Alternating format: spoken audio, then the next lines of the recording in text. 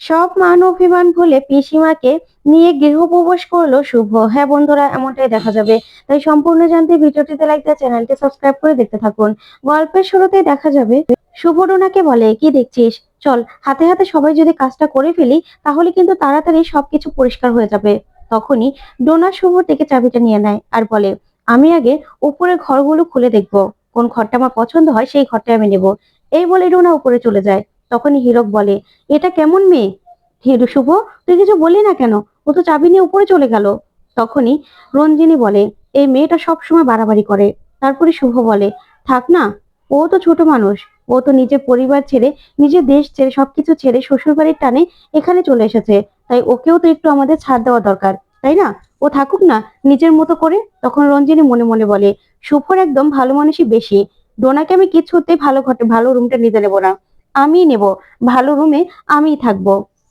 তখন দেখা যাবে এই বলেই রঞ্জিনী সেখান থেকে উপরে চলে যায়। তখন হীরক বলে, আরে রঞ্জিনীও তো ডোনার পিছন পিছন চলে গেল এখন। তখনই শিরিন বলে, ওই তো সবাই চলে এসেছে। তারপরে শুভই এগিয়ে যায়। এগিয়ে গেলেই সেখানে ঠাম্মি, দাদু, তারপরেই শুভ শ্বশুর শাশুড়ি, কেশব সহ সবাই চলে আসে। তখন কেশবকে পেয়ে শুভ খুব খুশি হয়ে যায় আর বলে, কেশব সোনা, তুমি ঠিক আছো তো? তখনই সেবন্তী বলে, হ্যাঁ হ্যাঁ, কেশব কিন্তু এই কদিন একটু জ্বালায়নি। তখনই পূরবী বলে, ইন্ডিয়ার কি অবস্থা, কি কালচার, গাড়ি এরকম এরকম করে নাচছিল, কি ধুলাবালি, ভালো লাগে না, এখানে থাকতে হবে। তখনই দেখা যাবে শুভ শ্বশুর বলে, আমার তো বেশ লাগছে। শুভ, এসব কিছু তোর জন্য হয়েছে। তখন দাদু বলে, শুভ রে, এই সব কিছু তোর জন্য হয়েছে। তারপরে রিদ্ধি বলে, আচ্ছা শুভদি, ডোনা কোথায়? ডোনা তো কারোর সঙ্গে দেখা করতে আসলো না। তখন শুভ বলে, ডোনাকে আমি চাবি দিয়ে উপরে পাঠিয়েছি, আসলে উপরের ঘরগুলো পরিষ্কার করার জন্য। তখনই রঞ্জিনী মনে মনে বলে, শুভ, তুই ডোনাকে কতদিন আর আড়াল করবি? তখনই ঋদ্ধি মনে মনে ভাবে, এই ডোনাটাও না, বাবা মা সবাই এসেছে, একটু তো এসে সবার সঙ্গে দেখা করতে পারতো, না, নিচে নামলোই না। তখন ঠাম্মি বলে, ঠাকুর তুমি দেখো, এতদিন পরে শূন্য থেকে আবার শুরু করছি আমরা, নিজেদের বাড়িতে এসেছি, তুমি দেখো। তারপরে দেখা যাবে সবাই মিলে ঘর বাড়ি সবকিছু পরিষ্কার করতে থাকে। ওইদিকে পুলক বাজারে গিয়ে ভালো করে বাজার করে নিয়ে আসে। আর এইদিকে বাঙালি খাবার সব রান্না হয়। তারপরে পুলক খেয়ে খুব প্রশংসা করে আর বলে, খুব ভালো লাগছে খাবারগুলো, এরকম খাবার কিন্তু আমাদের আমেরিকাতে পাওয়া যেত না, কি বলো? এসব কিছু শুভর জন্য হয়েছে। শুভ মা, তোকে অনেক অনেক ধন্যবাদ। ওইদিকে ডোনা মনে মনে বলে, সবাই শুভদি শুভদি করছে, আর ভালো লাগছে না, ওকে তো একজন হারানোর জন্য চলে এসেছে। মোহনা প্ল্যান করছে কি করে শুভকে হারাবে। ওইদিকে দেখা যাবে কিছু একটা নিয়ে আদি চিন্তা করে। তখনই শুভ বলে, আদি, কি হলো, কি নিয়ে ভাবছো? তখন আদি বলে, জানো তো শুভ, সেদিন তুমি আমাকে বললে না যে তুমি নাকি একটা গাড়ি দেখেছিলে যে আমাদের ফলো করছে, তারপরেই স্বপনে হসপিটালে গিয়েও সেই গাড়িটা দেখতে পেয়েছো। আমার না আজকে মনে হলো কেন জানি যে একটা গাড়ি আমাদেরকেও ফলো করছিল। তখনই শুভ বলে, কালো রঙের গাড়ি? তখন আদি বলে, তার মানে তুমি ওই কালো রঙের গাড়িটাকে সন্দেহ করেছিলে, তাই তো? তখনই শুভ বলে, জানো তো, আমার মনে হচ্ছে আমার মনে হচ্ছে ওই গাড়ির পিছনে কিছু একটা রহস্য আছে। এবার থেকে ওই গাড়িটা দেখলে আমরাই ওই গাড়িটাকে ফলো করব।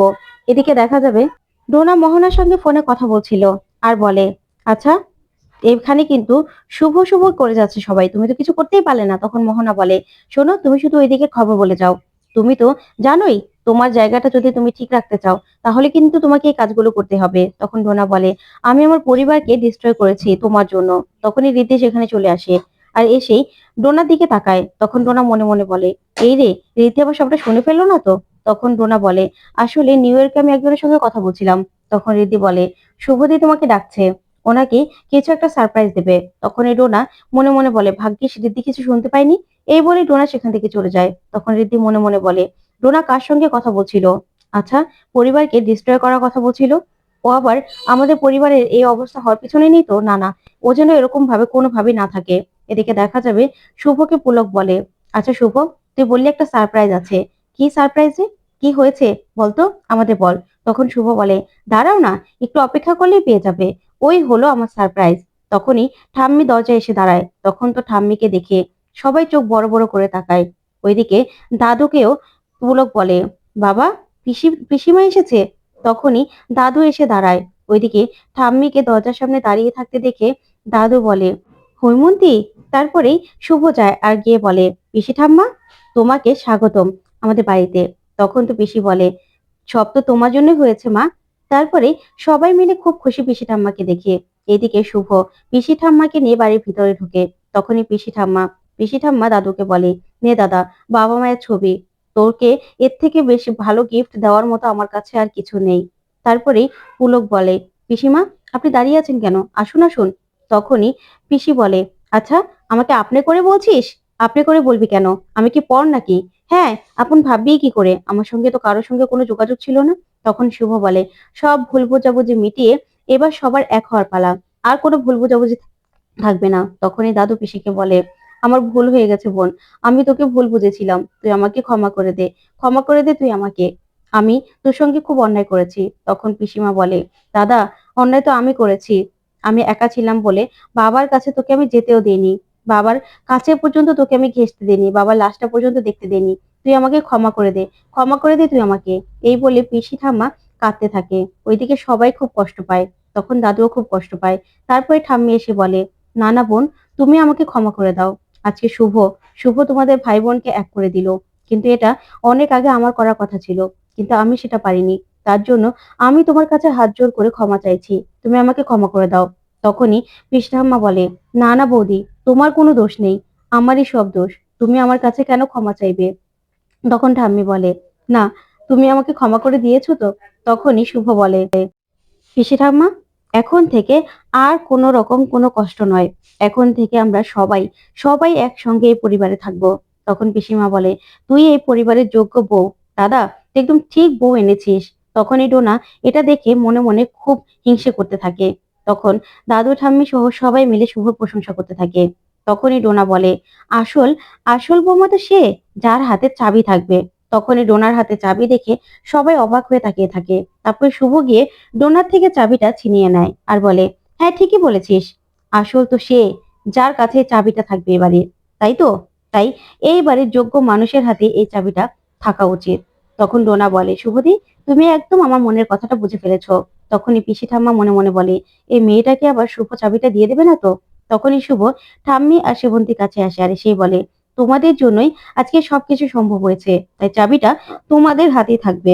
তখন এটা দেখে তো পিসি ঠাম্মা খুব খুশি হয়। তখন ঠাম্মি বলে, না না শুভ, এই পরিবারটাকে এক করে রেখেছিস তুই, তাই এই চাবি তোর হাতে থাকবে।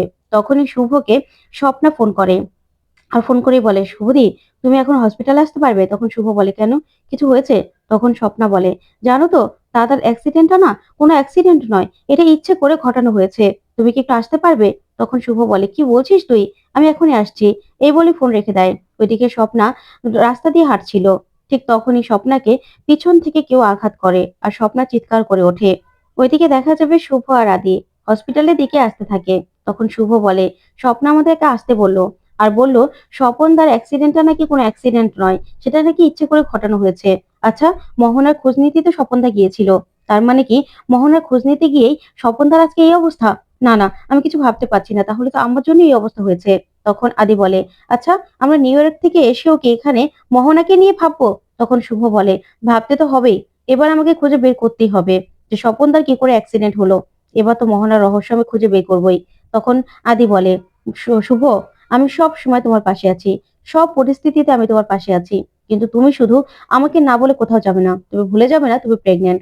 তখন শুভ বলে, হ্যাঁ, আমি তোমাকে না বলে কোথাও যাবো না। তো বন্ধুরা, কেমন লাগলো আজকের আপডেট, কমেন্ট করে জানাও। ধন্যবাদ।